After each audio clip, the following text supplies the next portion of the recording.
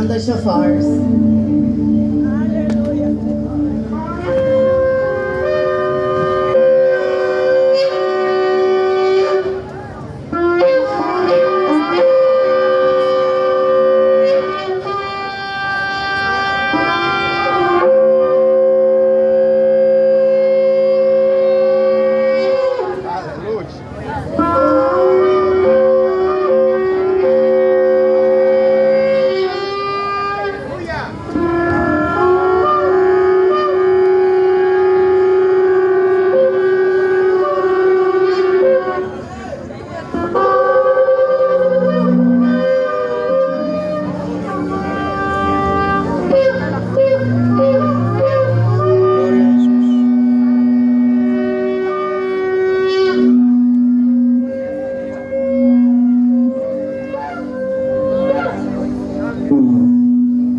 Ahora sí, todos los que hablan en lengua levanten su voz. All of those that speak in tongues,